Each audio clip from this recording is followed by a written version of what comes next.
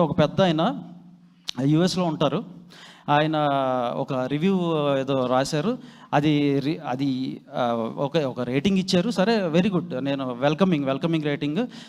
కాకపోతే నాకు ఒక షాకింగ్ విషయం ఏంటంటే, అక్కడ మార్నింగ్ అంటే మేము అసలు మూవీ యూఎస్లో రిలీజ్ అవ్వలేదండి. ఇది ఆయన జనరల్గా యూఎస్లో ఉంటారు కదా. ఈ సినిమా ఎలా చూశారు, ఈ సినిమాకి ఆయన రేటింగ్ ఎలా వేశారు, నాకు డౌట్ వచ్చింది, జెన్యూన్గా డౌట్ వచ్చింది. సార్, ఈ మూవీ యూఎస్లో రిలీజే చేయలేదు సార్, మీరు ఎలాగా మీరు మొత్తం అంత పెద్ద స్టోరీ రాశాడు ఆయన. దీని గురించి ఎంత సార్, ఎలా సార్ రాశారంటే, it was watched in India అని పెట్టాడు ఆయన. ఓహో, ఇప్పటివరకు నేను మీరు చూసేస్తున్నారు అనుకున్నాను, కాదా, it was watched in India అని అనుకుని, సరేలైతే ఇండియాలో అంటే ఎప్పుడు సార్, ఎవరు సార్ వాచ్ చేసిందని చెప్తే ఆయన అన్నాడు, నేను కాదు వాచ్ చేసింది, అది some people from industry watched it and they have told me. అంటే నేను మళ్ళీ దానికి క్లారిటీ ఇచ్చా.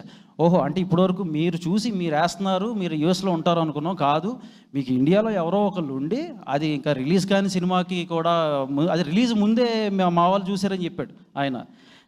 అది రిలీజ్ కానీ ఒక అన్ఫినిష్డ్ ప్రొడక్ట్ని చూసి ఒక కమెంట్ ఇస్తే, ఆ కమెంట్ ఆయన ఒక పెద్ద చాటభారతంలాగా రాసి దానికి ఒక మంచి రేటింగ్ ఇస్తే, దాన్ని మనం చూసి మనం బిలీవ్ చేసి సినిమాలకు జనాలు వెళ్ళరు అనుకుంటే, జనాలు ఏం పిచ్చోలు కాదు.